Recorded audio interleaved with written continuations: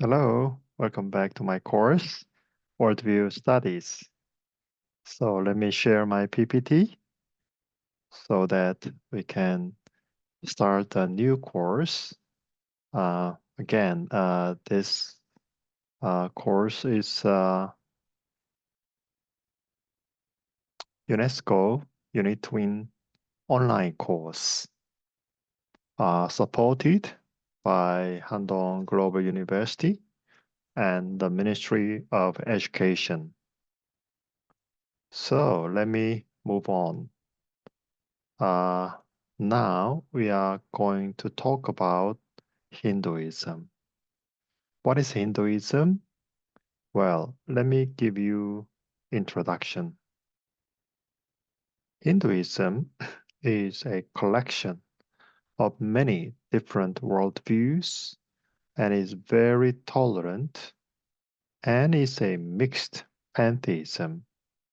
And this is the symbol of Hinduism, and we pronounce it as Om.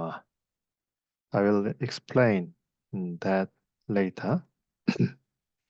Around the world, there are about 7.5 billion believers, and most of them live in Nepal and India and have a long history of belief. The word Hindu described the people who lived across the Indus River and was later used by the colonists when calling them. And the sound that represents this Hinduism is Om, which they say is the sound when the world was created. Now, let me explain the basic concepts of Hinduism. First of all, the most important concept is Dharma. This can be translated into duty, virtue, moral, religion, among others, and is seen as the power that holds the world and the society together. This is a duty that must be followed for eternity.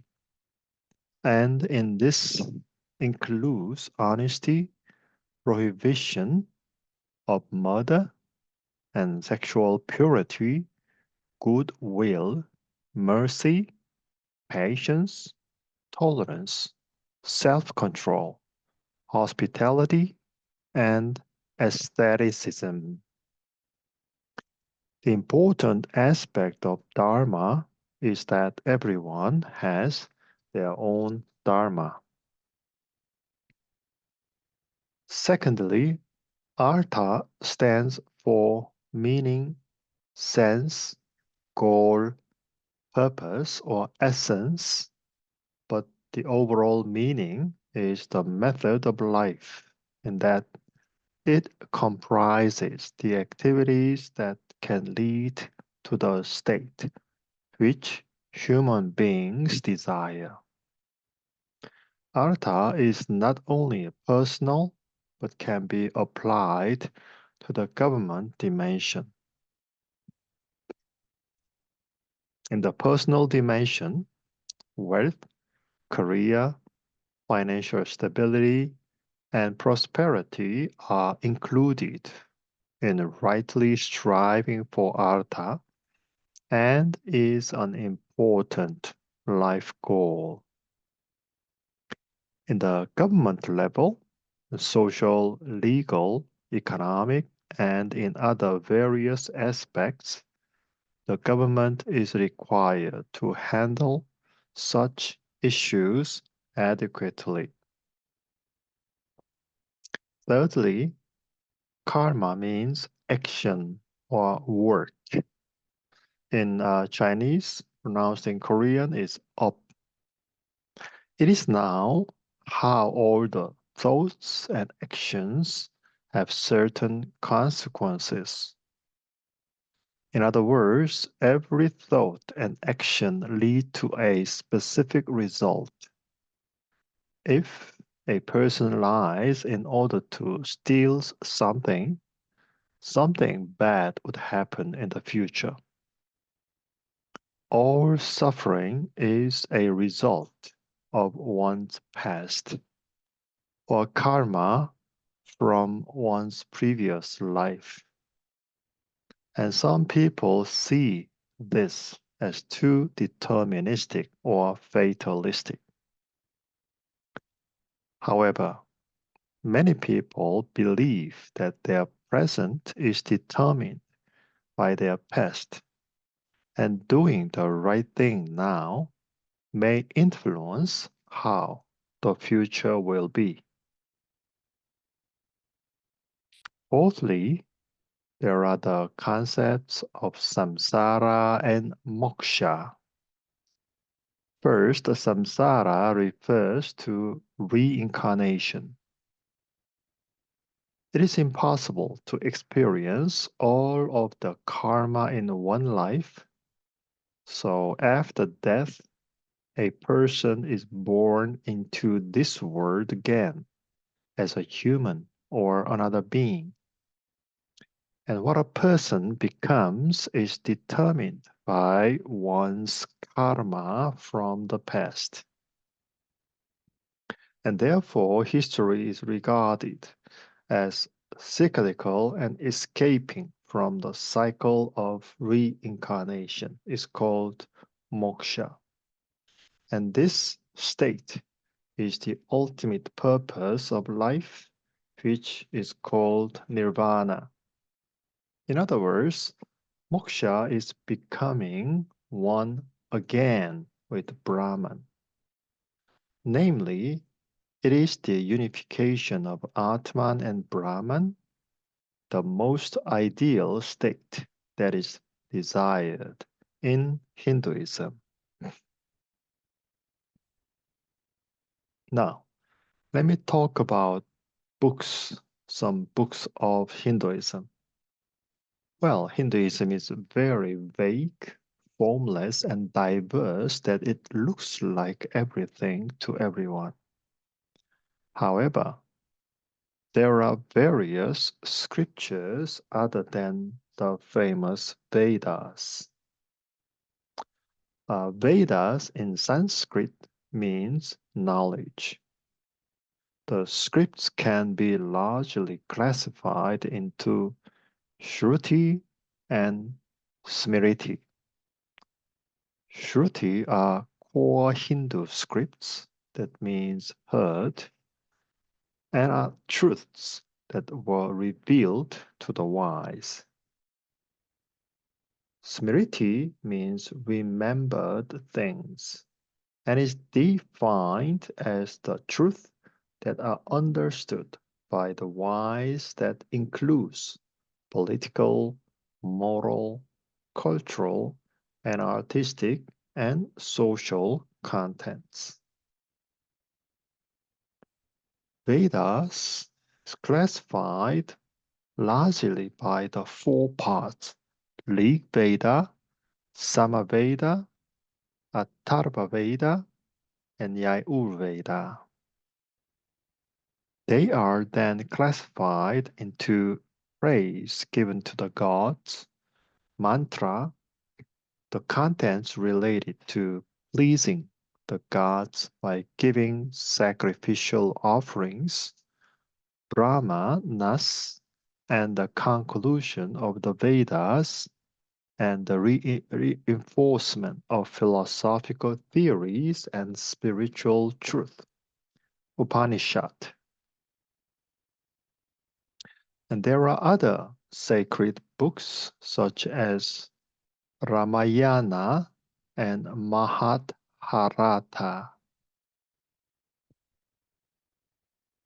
Let me talk about gods of Hinduism. While Hinduism is a polytheistic worldview that serves around 3.3 billion gods. But there are three representative gods that are important, and there are aspects that are similar to the Trinity of Christianity. The first among them is Brahma, who should not be confused with Brahman, which is the immanence of Brahman in all things. Brahma is worshipped in the Pushkar region situated in the northern part of India, but is the least worshipped among the three gods. This is because Brahma's roles as a creator is completed and the world is handed over to the next two gods, Vishnu and Shiva. The second god, Vishnu, is the keeper and protector of the universe and keeps the balance of good and evil in the world. The people who serve this god are called Vaishnava, and they believe that Vishnu is the best god. They serve only this god, so Hinduism can be seen as a coexistence of polytheism and monotheism. In Vishnu's left hand is a shell that looks like a trumpet and makes the sound Om, which is believed to represent the sound of creation. On the right hand, there is a plate that represents the mind. On the other left hand is a lotus that represents a glorious being and liberation. And on the other right hand is a weapon that represents power. So you can see here the god of Vishnu.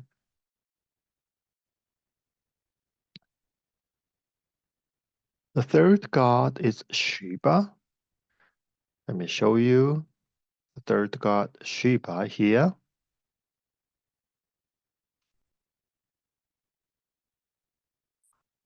Who destroys the universe for recreation and is the most worshipped god in Varanasi, the holy land of Hinduism.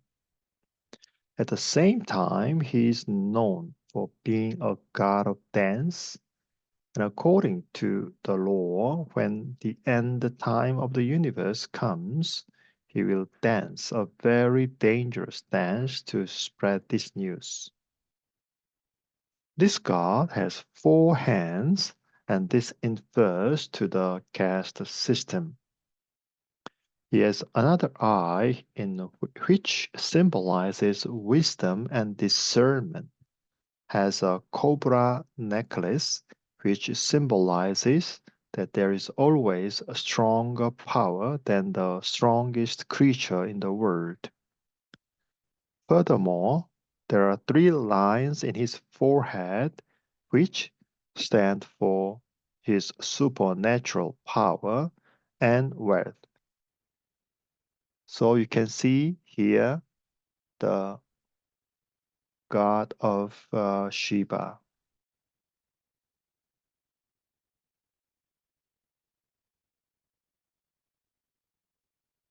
Now, let me talk about the contents of Hinduism. First, the genuine prime reality and greatest being is Brahman, who is a unique, infinite, non-personal, and ultimate being. However, some minority groups of Hinduism claims that Vishnu or Shiva is the ultimate being. And this ultimate being transcends all personal and propositional differences. Furthermore, all realities are seen as a continuous totality, mankind makes harmony with the universe and is a continuity of Brahman. So Atman, which is at the center of each person, is one with the cosmic and non-personal Brahman. The notion Atman is Brahman and Brahman is Atman is the most important proposition of Hinduism. Second, the nature of external reality, in other words, the essence of the world around us, is considered perfect in Hinduism. And everything in the world is spiritual and is altogether one, and this one is God. Seeing everything as divine is the opposite of the Western worldview, such as naturalism, which sees the essence of the world as matter, and it stresses the spiritual aspect of the world. And this is very similar to the New Age worldview that we are going to look at later and can be described as non-naturalism.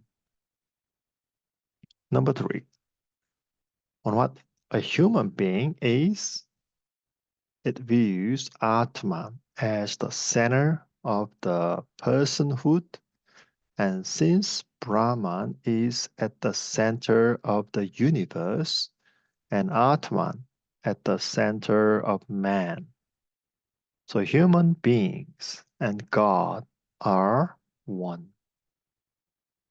Therefore, knowing this is important in Hinduism, and the ultimate purpose of yoga or meditation is to arrive at such understanding and achieve true self-realization. Therefore, prayer as described by biblical worldview is not necessary here, but only transcendental meditation is needed. Number 4, on the foundation on which human knowledge is possible, there is no categorical truth, but experiencing the Atman and Brahman becoming one, that is an experience that transcends knowledge. Therefore, while naturalism stresses rationality and the scientific method, Hinduism stresses that intuition and emotion are more important. Thinking and exploring rationally is limited for the human beings, but their senses and emotions are infinite. Hence, these are considered to be more important. So, instead of the external and objective world, one's internal and subjective world is focused on. Fifth, regarding morality, the unification of Atman and Brahman transcends morality. This morality is relativistic because man creates not only reality, but also morality. What is more, at the higher level of consciousness, even the concept of good and evil disappears. However, karma deciding how one would be born in the next life signifies that a moral life is required in this life. The purpose of man is to get out of the infinite circle of death and reincarnation, and this can be achieved when one understands that life is an illusion and everything is one. Number 6. On human history, Hinduism has a cyclical view of time due to the concept of samsara, reincarnation. The universe is an endless repetition with no beginning and an end. We are bound by the law of cause and effect, and what we are born into will be decided by the karma of the previous life. So, to get out of this repetition, the Atman needs to be united with Brahman, and to this moment, one can reach the ideal state of nirvana. Now, let me explain some representative thinkers of Hinduism. And before I do that, the main website of Hinduism is this, www.hinduismtoday.com.